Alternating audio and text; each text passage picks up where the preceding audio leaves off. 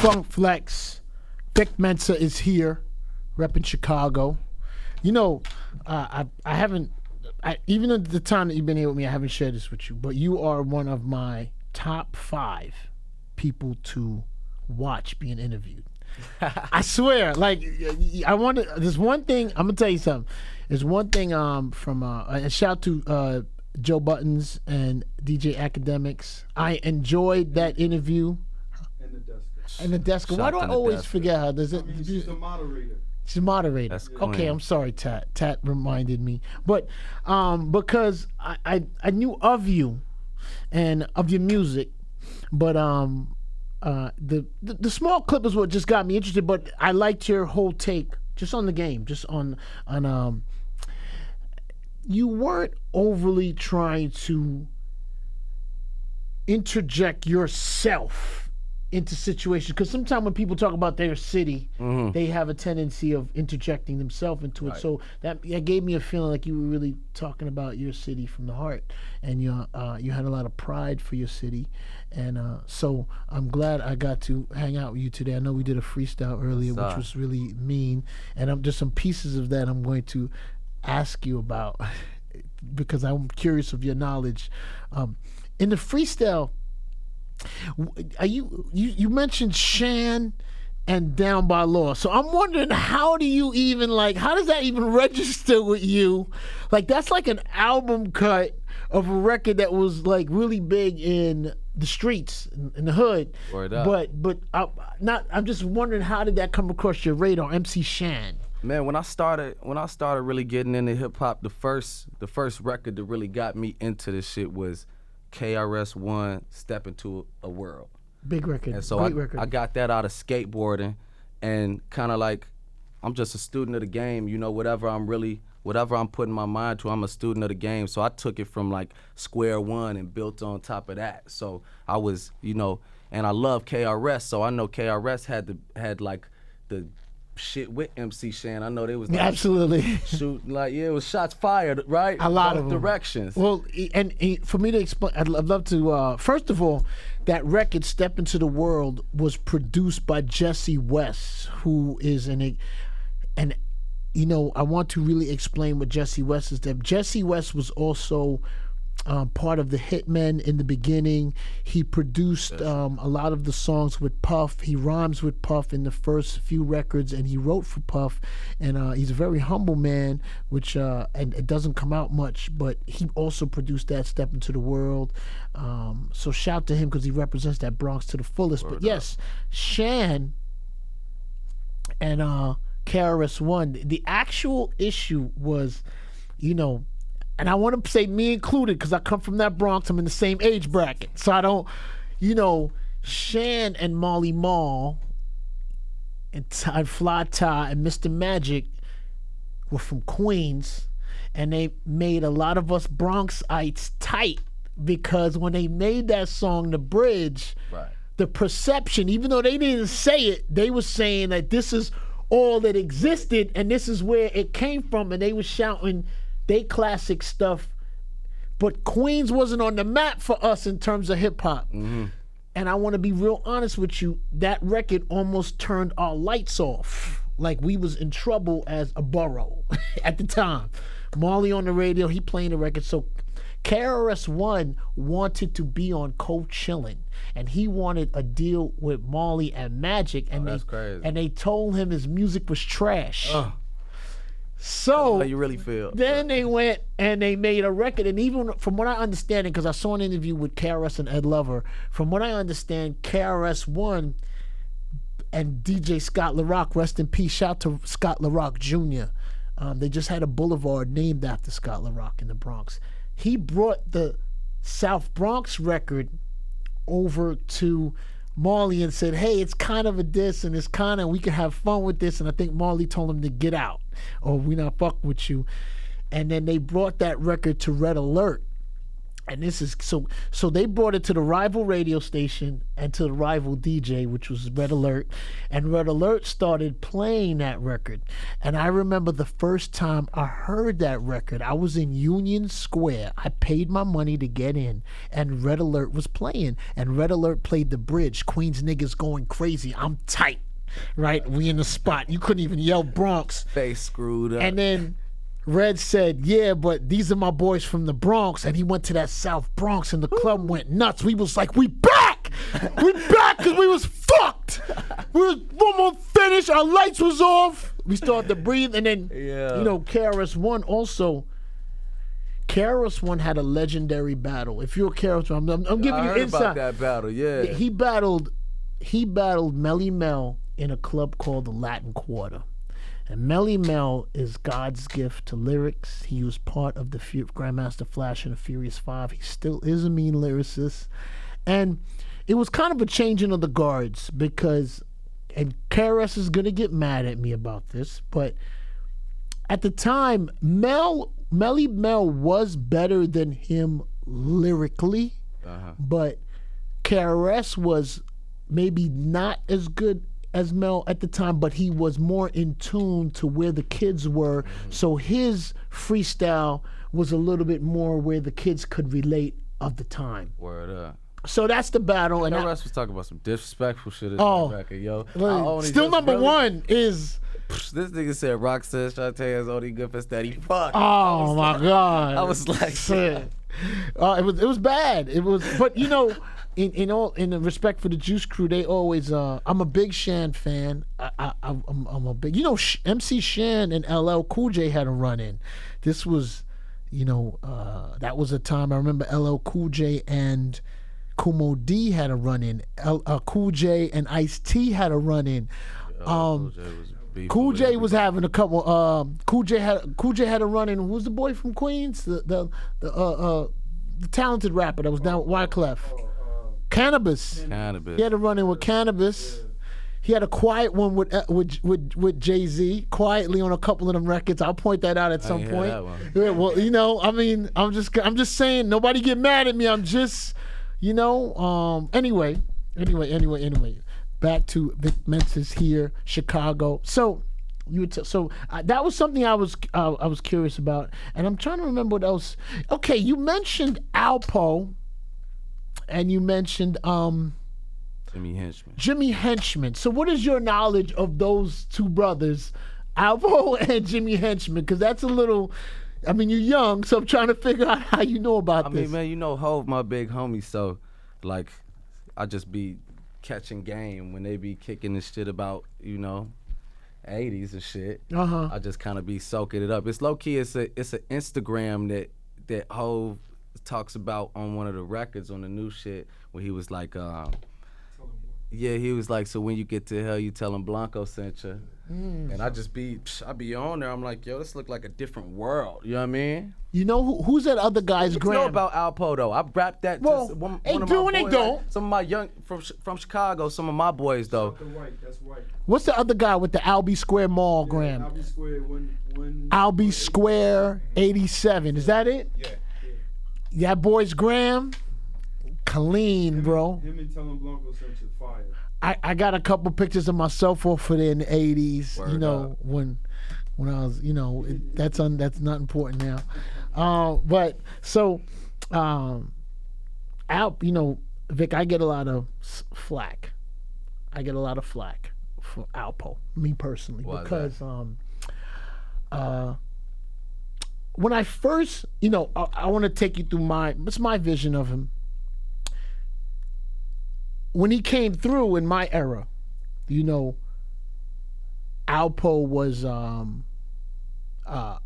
flashy about the music, the club life, you know, everything that was kind of with hip hop. And the rappers used to go to hang with him. So what made you, even for me as a DJ and being from the Bronx and Harlem being close, is you'd hear stories like, well, you know, LL was hanging with him on his block, or Rakim, or you heard, so that made you go, well, why did they want to hang with him? And then you kind of ask your questions. But He also was big on what was those Dapper Dan suits? The Gucci, the MC, Fly. Yeah. Dapper dance. all the Fresh. designer wear. I heard a rumor once that he crashed a motorcycle in Harlem in the middle of the street, got mad, left in the street, and kept it pushing. That's what I heard. And I hope when I say these stories, I also, Vic, to get across to people, I am not condoning crime and drugs and murder. Not just an Alpo, but anyone who does that in their community, I don't condone that. I don't feel good about that. It's not what I'm about. I guess what I liked about him was his influence and his flash. Word up. And that's what. And in time, people learned that he killed Rich Porter, and they also learned that he he testified against people he knew. Is that am I saying that right? Is that the right word? Now, see, Snitch is the word. I mean, snitch. We're gonna use the word snitch, but and I get it, and I want to say something, and then I guess, my son, he gets mad at me, and what's the other young man's son? Wayne Perry's son. He's also expressed, because Wayne Perry is one of the people that Alpo testified against. So his son has spoken to me, but I've said it on the gram. He's reached out to me that he feels Alpo in a certain way. And once again, I don't condone the drugs and the crime. I just there's been a lot of people to do what Alpo has done in terms of I guess in the streets, and I've been through every era of it. There's no kingpin who's come along that I haven't known of, not that I've known personally, but he to me was just the most influential on the culture. So I get flack because I had said when my son come here, he's a snitch, and then I kind of I gave in to the younger generation who doesn't know what his input might have been with the snitch word. And I get the snitch word like the bitch word. Yeah, no, it's a bad word. It's not. Listen, we shouldn't do that. The S see, word. But see, Vic, I keep it a buck. I'm gonna keep it a buck. If me and you do a crime, I'm gonna keep it a buck. If me and you just, I know we didn't, but should we do something, and if somebody gets hurt or bodies involved, I'm telling you now from the door, I'm gonna tell. See? Yo, that's the same thing Pharrell told me. Pharrell was like, don't do no crimes around me. No. I'm snitching. Yeah, but at least, for me, so you know I'm what giving y'all all now up. you know what you're dealing with me. So you go, you know what? If this nigga fucks with me, not even fuck with him or go do my business. But see, Niggas can't do no crime with you. Motherfuckers gonna be running up trying to get a drop and shit. But see, Alpo goes to DC, I guess, and Wayne Perry is Gun for hire. he's gun for hire in the town. But is he from Baltimore? He's from DC. He's from DC.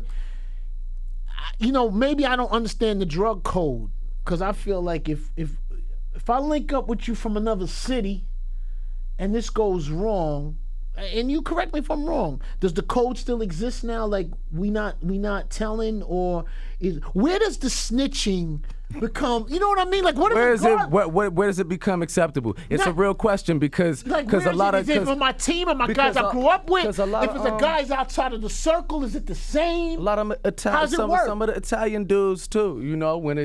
Because man, I feel like I ain't really trying to sit in prison for the rest of my life. If I ain't really know you like that, that's what I'm trying. You know what I'm saying? Like you might get figure. fed to the wolves, nigga. And the whole I'm gonna keep it pushing on you. Now, and if that person you're doing it for is supposed to be there for you while you're in, correct? I'm assuming. Right. So that's what I'm not understanding. I feel like it's when it's close family ties. When you got close ties with somebody. Close family. Like, I couldn't snitch on my best friend if he caught a body. I'm on that page. Yeah. But when it's like, kind of associates, I think that's when the line gets a little bit blurry. And that's what I'm trying to understand, because my thing with Alpo is, my thing with and I know, look, to Rich Porter's family, I love y'all, and I'm not sure of what that situation. I just know what that was and what happened, and I'm not speaking from that end, and I'm not taking up for him for that. I am just speaking on the whole snitch thing. So how I looked at it is, so if this guy's in D.C. and we hook up, and you gun for hire, because I'm trying to figure out too, like if you're from D.C. and I'm from New York and we link, and I don't know, and you killing homies, your homies. You know what I'm saying? I link with you. You from here, and you killing your homies as your homies. I'm from out of town. I'm just trying to figure out where's. I'm from out of town. Yeah, like how you know what I mean? Because I still feel when I say out of town, either way, whether they came to New York or they came to DC, it's just that the alliance felt like a business alliance. Mm-hmm. It didn't feel that's all. That's my only thing why I do not use the word snitch with him. Where's Alpo? Is he living or dead or locked up? I believe he's out, and he's under a lot of fire. He's under a lot of pressure. He's under a lot of pressure, and then I mean that's just me. And you know what? At some point, Vic is the right person to have this conversation with too, because he understands what we're having.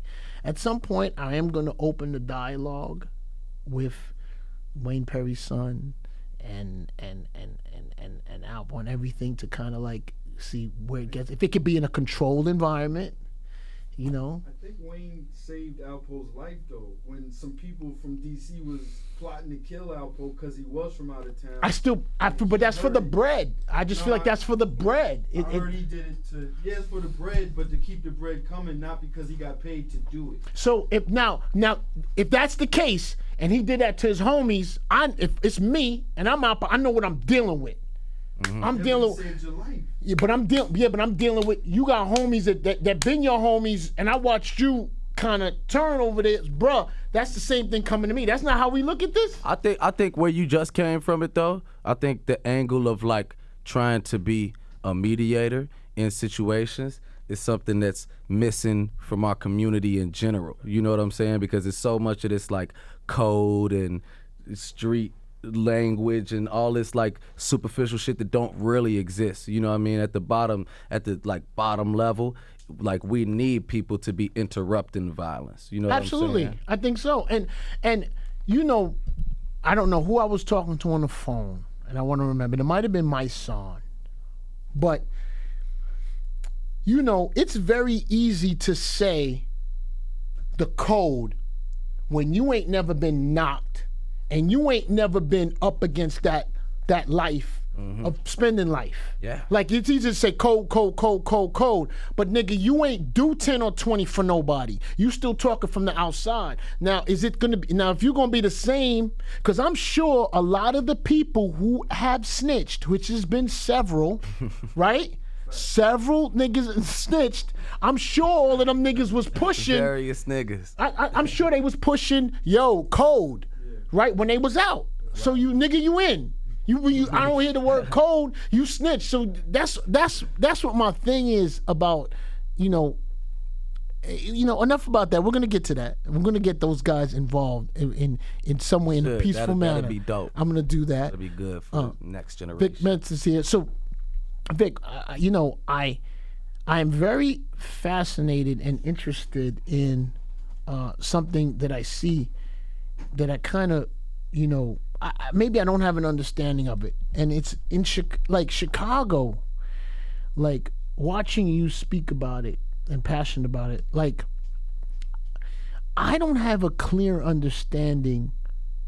I feel like Chicago has surpassed New York, LA, Brooklyn, like just in terms of not just the crime, the murder, the whole, like, why is that? Why is it so intense in Chicago when it comes to that life? I think with Chicago, it's very important to recognize that it's by design. And this goes to the planning of Chicago. Chicago was laid out after the Chicago fire, the blueprints of, we're gonna put the Dan Ryan Expressway here, this is gonna keep niggas over here, this is when Daley, that was a big mayor, his father was in, and they used to go to the beach on Sundays and go beat black people up. So they set the city up in a certain way, which is still divided. It's one of the most segregated cities in America. So that's one. And then with that, you know, you have that whole concept of separate but equal. And so you get into the neighborhoods and you drive through Inglewood right now, and these people pay taxes, but you wouldn't be able to tell if you looked at all the vacant lots on the streets, bullet holes still in the stop sign, potholes still in the street.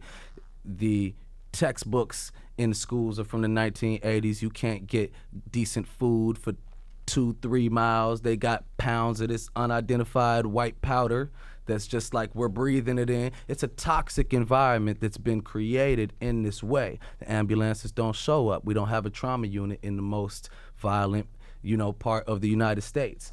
And so it's been designed this way, and you really have you got a bunch of young niggas like my age and way younger too that are just caught up in this perpetual cycle, you know what I mean? And they're just crabs in a barrel like everywhere, but Chicago specifically, it feels more intense. They've stopped trying to get to the bottom of murder. When you say they, is that police and detectives? The entire system of Chicago. So if you had mentioned to me that there was a situation where a young man had died and there was a picture.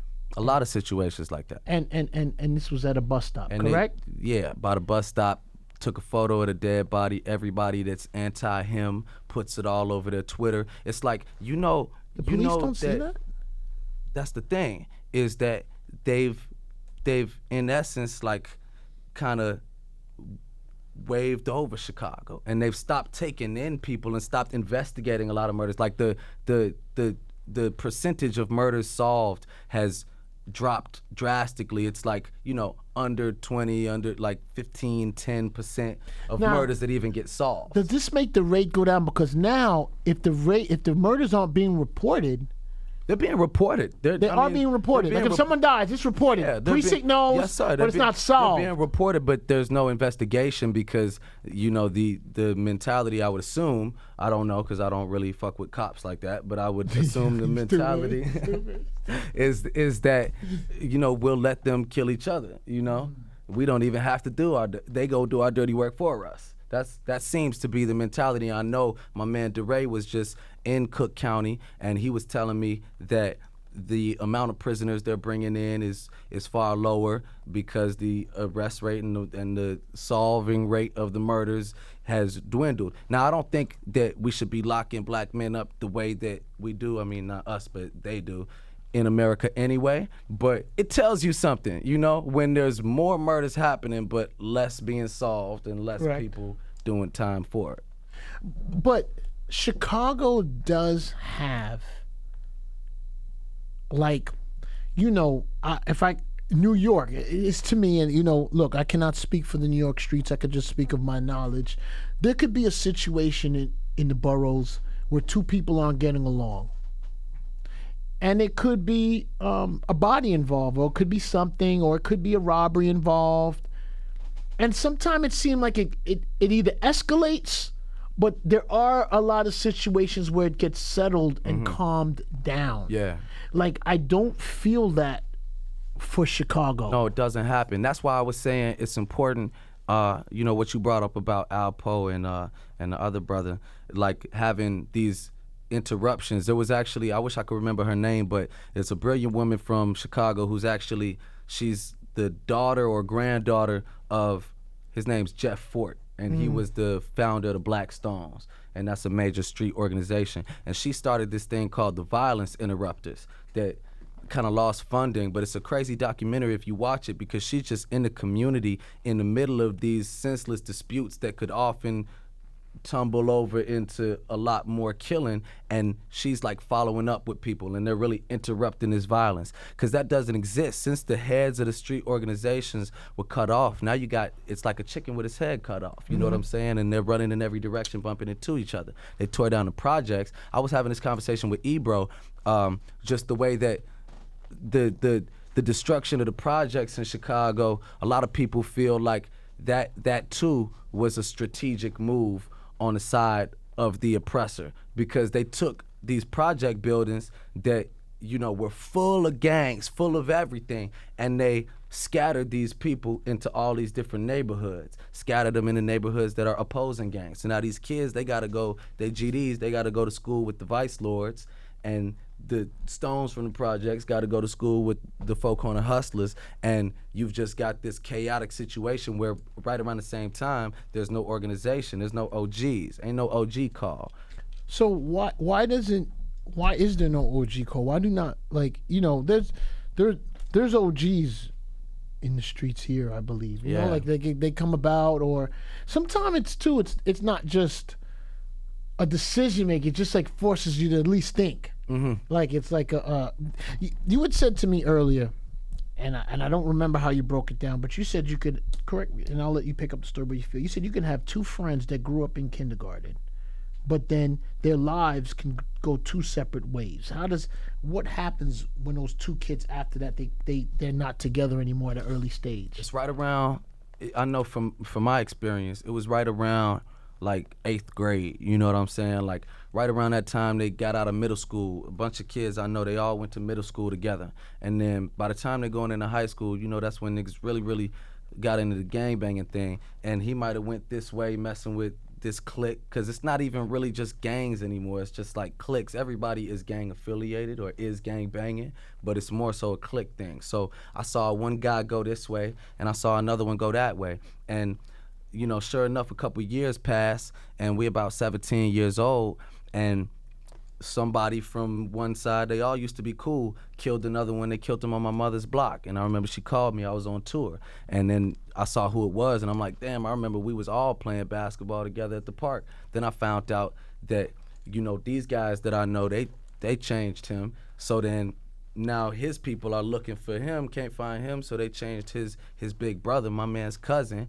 And this is a vicious cycle that, with all of these men alive, is not ending. They're not letting that go, unless some, solar eclipse or Armageddon, and But there's a lot of bad blood, deep revenge. That's the fucked up situation we find ourselves in right now. Is that there's this cycle of revenge that's so hard to break because he killed his brother. Well, you killed his brother.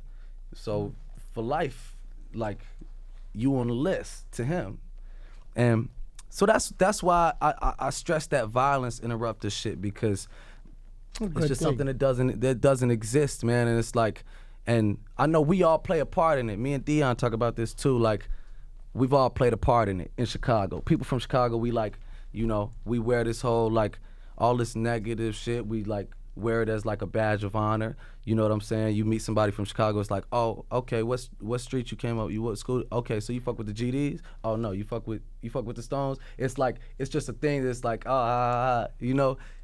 Does that change how you, even as Vic, move forward with that person? If you, let's say he has a nice personality, does it make any difference? Me, I don't gangbang. I mean, but that's what I'm saying. Chicago, everybody. Some people, does it make a difference on how they proceed with someone? No, because it's like the whole gangbanging idea is so kind of outdated, and like the organization of it, like I said, was systematically destroyed to where niggas would be in the same clique, all different gangs, all niggas I run with is all different gangs, and it ain't even a thing like that. It used to be a whole, like, what color you got on, the whole cock your hat thing, that was like real major in Chicago. I don't know if you walk down the wrong block with your hat the wrong way right now, they might get on your head, but it's not how it was before though, Before meaning like a couple years ago?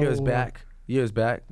Maybe when I was like in grammar school. Okay. When I was in, middle school, like that was a major thing. Now it's just bloodshed, and it's like, I spend so much time thinking about this, and I don't have the answers, but I know that it's investment into the community. Everything's being taken from the community, and the people are being taken from the community. What's not happening is any investment into the community, investment into better schools, into better programs, because the shorties are the only hope for this. This right here, this is a flame that's gonna burn for a little while. What do you feel about, Vic, the music? when I say this, I place myself in that category too because I play the music, Right. right? But there is music that from Chicago artists that kind of I don't feel like it's glorifying. I feel like it's being talked about in the music. And as a youth, you listen to the music. A youth is like a piece of clay. Yeah. And they may not just take it as, well, he's talking about it in his music in comparison to, because you got to make it rhyme and you got to make it sound slick. You don't really Right? gotta make it rhyme these days. Not all the time. The people without bars. But it's gonna come across in a bouncy way. Like Yeah. it's gonna come across in Yeah. a cool way if it's coming across in your music. There's an allure to it. I think Yes. it's added. I'll be honest. Chicago has been this bad. Let's make no mistake. We just have the internet now because the murder rate was higher. And in it the wasn't 90s. and the music, it wasn't hot as a music city. It wasn't the same way. So when Yeah. it became hot as a Right. music city, then it really puts a major spotlight on the situation because Chicago was more violent in the early 90s on paper. But I will say that as far as, the music and drill music, I think that you got these kids that grow up in this environment. They're talking about what they really know and what they've been fed from birth, by society was that you don't matter, and by the streets was that this is how you get it. And if you don't think that the person making the laws gives a shit about you and your life, why would you follow them? And so I think that there are times when it goes too far. There's definitely times when it goes too far, but that's the nature of this beast is that shit can't be controlled. And so it's like the music, I can't completely hold people at fault for telling their own reality. This is what you really know. You know what I'm saying? And you didn't just wake up one day and decide like this is what I'm on. Like you were fed this like from day one. So it's a shame though that that comes back out, and that's what you take in is what you give out, and then another kid is taking that in, and that's fueling him to look at this as like a direction. But I also think that one thing I want to pay homage to is the fact that you do have artists who are completely from a street background. Somebody like Lil Durk, who is from that life in a major way and in the bloodline, and has also taken a stand as like a role model in other ways. You know what I mean? Like they be out there, Lil Durk be out there with the turkeys on Thanksgiving. I seen Lil Bibby like going back to college. Like so, kids can see that it's there for you to see if you want to see these it. is because these is kids too. Like we all just grew up. How does Chance the Rapper and Kanye affect the community in Chicago? I think Chance does a lot of great things for the community.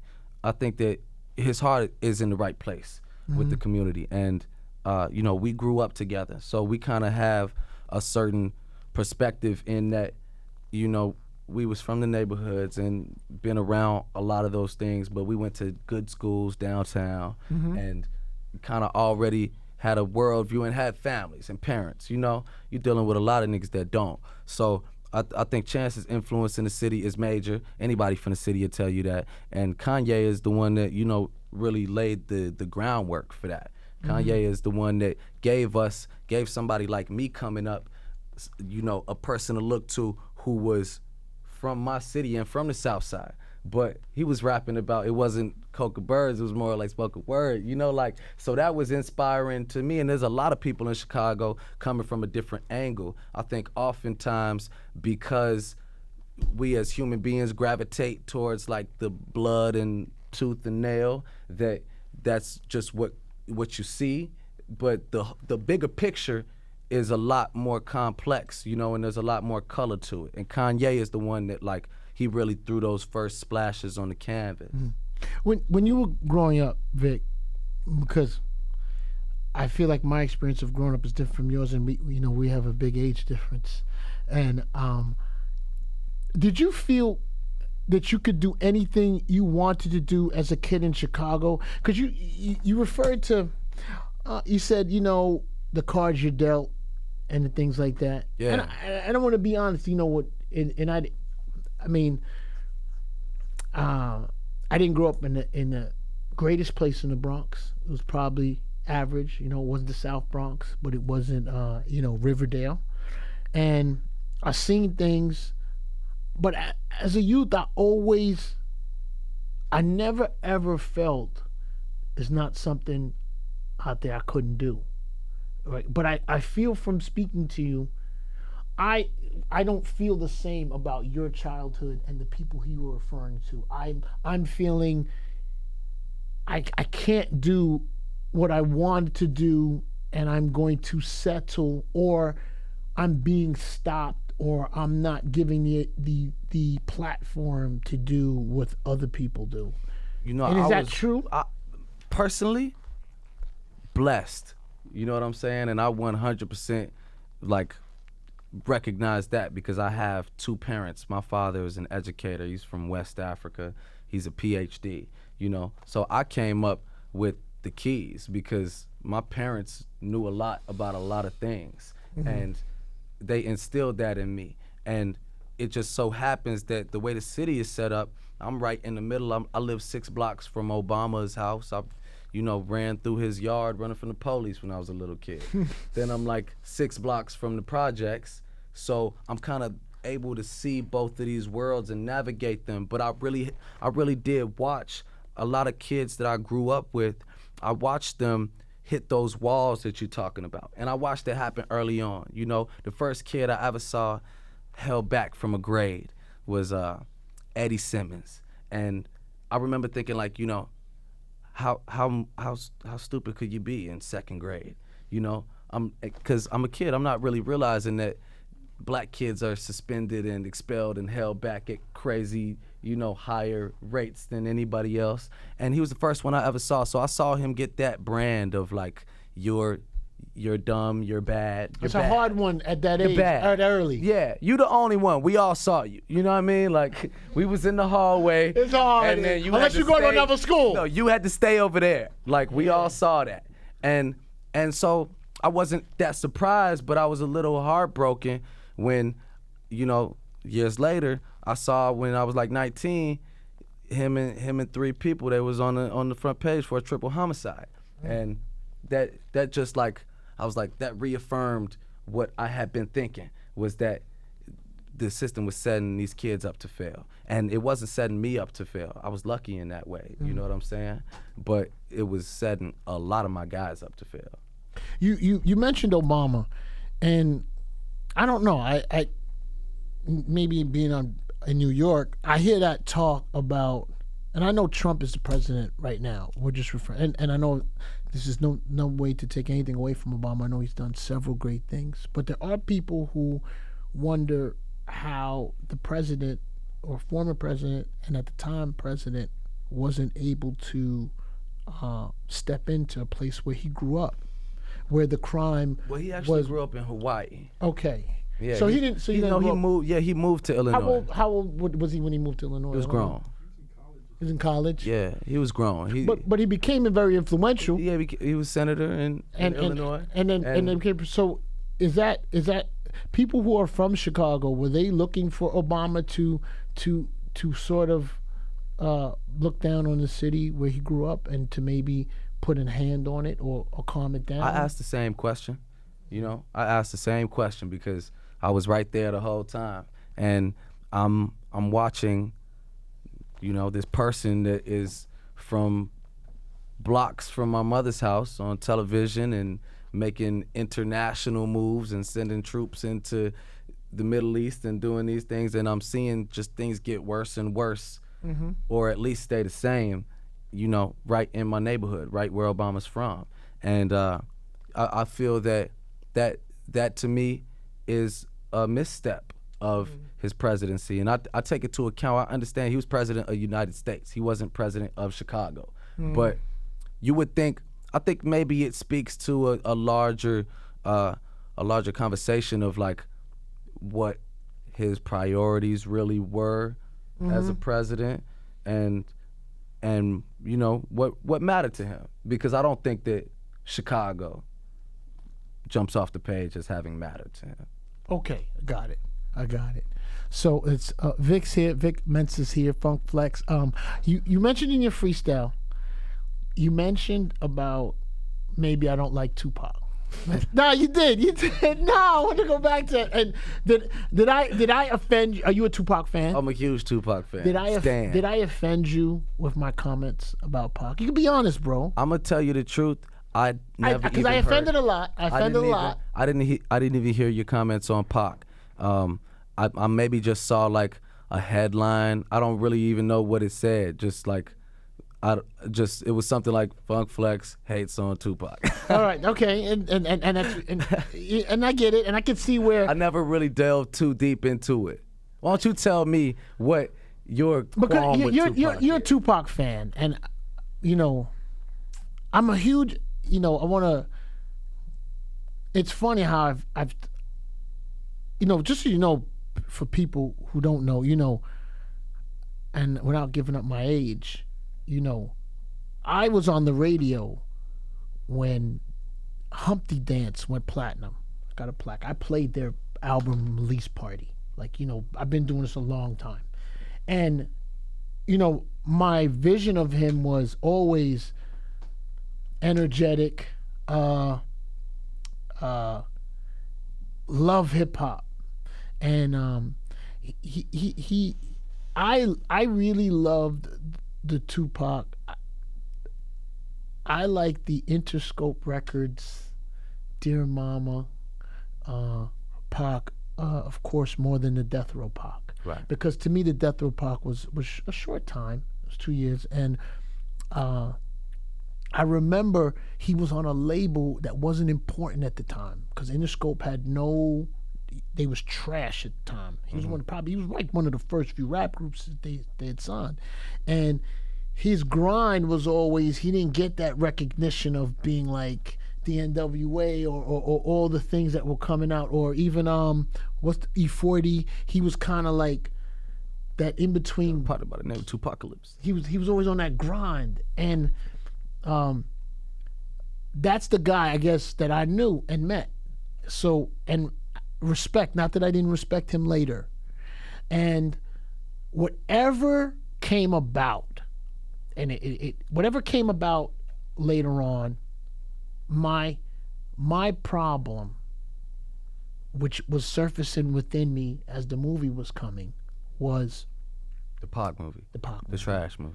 Well, see. Am I gonna get in trouble for that? See now here's my question. I didn't even see it. No, but people, but you know why a lot of people, but you know why I think people were disappointed? They wanted to see someone running through the streets with a shotgun and that vision, but it really gave who he was, which is nothing wrong with it. And to me, I don't think Pac was trying to be a gangster. Meaning, I don't think he was always like, I think he wanted to do anything that was going to get his music and what he believed in across. That's how he always seemed to me. And with the Biggie situation, my problem is, and I guess the names are out there, so I'm just going to fucking say it sometimes. I know I don't say the names. It's like a situation happened at the studio, right? And I can probably have this conversation with you with probably a lot of rappers I can't have with because you understand the life. If you have let's say you moved with some guys and they're your guys, and somewhere along the way me and these guys, we have an issue now. And I'm not saying they're gonna hurt me, but I know that you ain't good with me. I'm not good with you. And yeah, it may have stemmed from the rape case and everything that was happening, but this is just street. We aren't good. I am now carrying a burner on me because I feel the niggas that I trusted are not my niggas.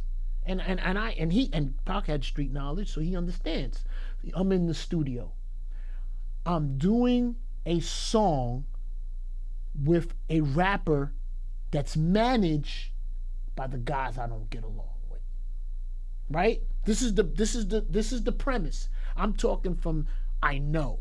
I'm not talking. I didn't read this. I know as it's going on, as it happened, the night it happened, I knew how it moved afterwards. Biggie's doing a song with the guy that's managed by somebody Pac don't get. No. Biggie's just in the studio. You say Pac was doing a song with Pac's doing a song he's doing a song with the people who he's having a problem with. This is pre-Bad Boy, meaning I'm having a street issue with some guys I ran with. We were together. We're now separate, but I'm doing something with their artists. I'm gonna carry this burner with me because I know what it might be, but I like the artist, and it's a thing. Boom. I go there. You get into something, and the shot's fired. My problem is, you know where that energy came from. You see what I'm saying? So when you come out screaming Big's just in the studio. You didn't come to visit him. You just said you coming by there and he's there. Now, his energy is, I'm mad at you for not really intervening or not telling me or not what's... Now, at the time, myself included, we're in our 20s. Right. These dudes you got a problem with is in their 40s. I never seen niggas in their 20s tell nobody in their 40s, chill out. Am I saying that right? The game. So I understand that.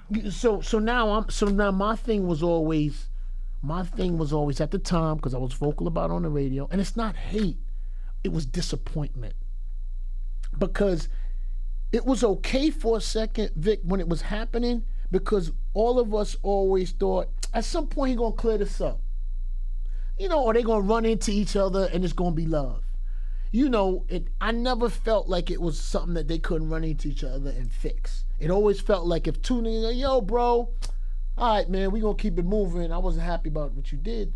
So the campaign against Biggie was hurtful to me because I knew the truth.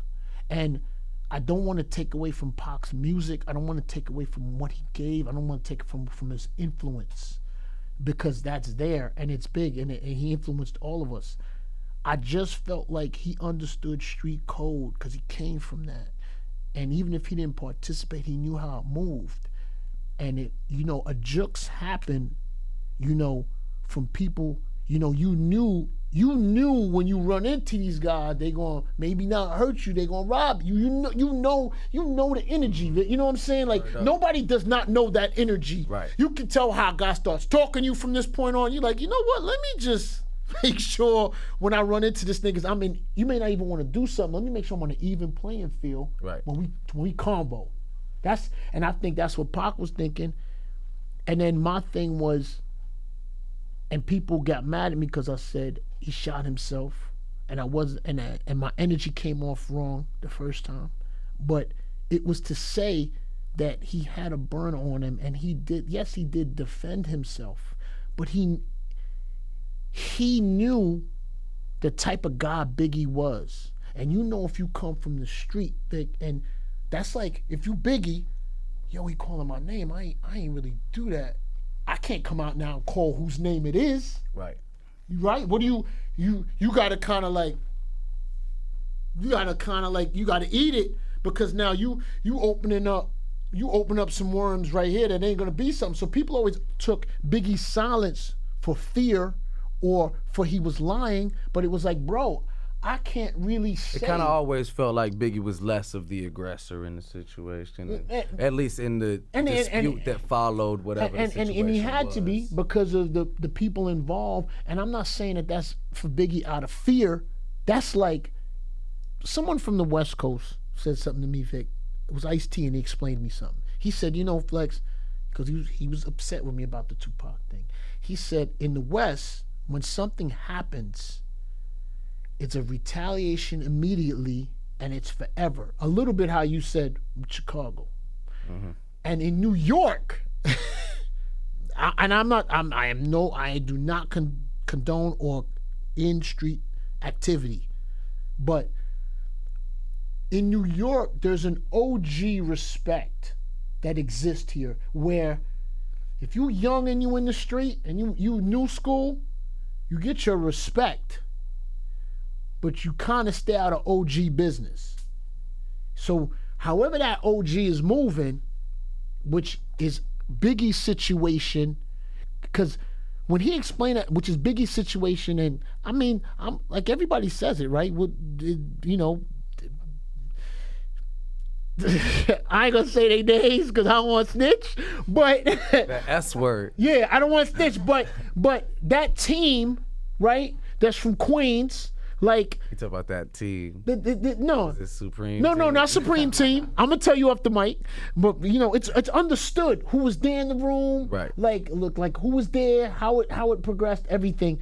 But those are OGs, like you know what I'm saying. So when the OGs were moving, now I'm gonna say something that as a Pac fan and maybe Pac fans are gonna take a little thing to, but to me in the street.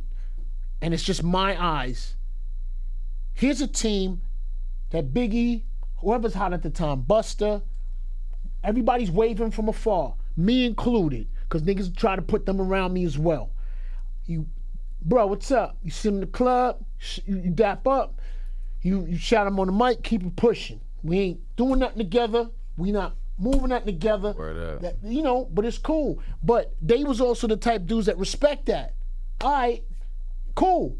You know what I mean? But we here if you here. Right. So the door's always open. Cool. I know a lot of people who never went through that door, right? And I don't know Pac personally, but I think he felt by going through that door, he gambled the one-up. Because you know, if you're running with the team that's in control, and here I am, I'm on that team. It's a one-up now over all y'all niggas. Because I'm running with them. And to be honest, they were strong. When they was running together, there was a strength of don't fuck with me. Everybody was on that page. We knew it. So you know what the energy is, right? Now, when that page got fucked up, we seen that page. You know, you run for strength. Because here, we from the street, and I'm actor Hollywood, music. You know, this is strong right here. We going through doors together. You know, we beating up niggas, whatever it is. We doing what we doing. Streets is ours. So they giving that energy. Then when it got messed up in between them, I'll keep it a buck. I can't speak for Big and other niggas, but other niggas was like, yo, bro, nobody's coming in this now. Right. When it was moving, niggas run through the club, you know, breaking bottles, beat niggas up, rob niggas, everybody's good. Except for the niggas with the bottles. Yeah, but everybody's good. Losing their money and shit. when the power was there, everybody was good, Vic. But then when it became in, so niggas is like, bro, no one's getting in that. But so then when nobody didn't get in, I feel like he turned on Big. And I feel like he said, look, this is a small part of his career that he's done 20 things that I love and agree with. Mm-hmm. And I guess to say why that spread for me, Vic, is because, and it doesn't matter that Big was from New York, he could have been from anywhere. I felt like that energy of Big setting up Pac, I don't think Pac understood that translated to a lot of people and fans, and including it translated to the people who killed Biggie. And it's not Pac's fault, rest in peace, because I do think he would have pieced up the situation. Yeah, me too. I don't think Pac would have rode that to the grave, and he had an untimely death. And I think in turn with the untimely death, it never got to get pieced up. So now Big's out here, you know what I'm saying? And then people can always say who set him up and what happened, everything else. All of that though, that was enabled to happen because the energy was already out there of what happened. So I don't hate Pac.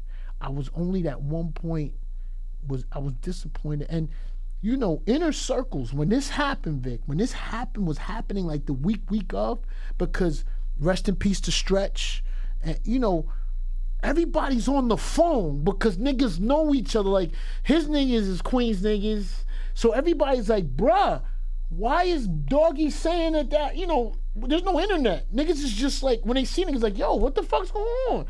And then niggas is like, nah, but you know, he feel like the discussion was happening. He knew how niggas felt, but he felt his way. But Ice-T made me understand, coming from the West Coast, it's ride or die. And he should have been ride or die. And I explained to Ice, now, well, I understand that part, but here, in that life, you know, the OGs they have a certain amount of respect. So what they're doing, nobody's scared of them. You just like, boom, like you, that's you. But the added bonus was that, like, a lot of niggas kept their hands off because they saw it was a team that was falling apart, but y'all was cool. So like, this ain't just like, I think it would have been different if they had picked on Pac or they singled him out and there was no prior affiliation relationship. I don't think people would have never let people get his hands into him. But because he had already accepted him into their team, and then now he's not accepting them, it looked like, yo, bro, we just gonna stand back from afar. So that's my thing. That's my thing with the whole Pac Biggie thing. I love them both, and I knew them both. I knew Biggie in a much different way, but you know, I guess I wish he didn't die so untimely. I wish Pac was still here. I wish Pac didn't die so untimely. I wish he was still here, because I believe in my heart he would have cleaned that up. So that's my, you know, I haven't talked about it since. Rest in peace, Tupac. But yeah, rest in peace, Tupac. Rest in peace to Biggie, and I appreciate your time, my brother. I appreciate you for having me. Yes, sir.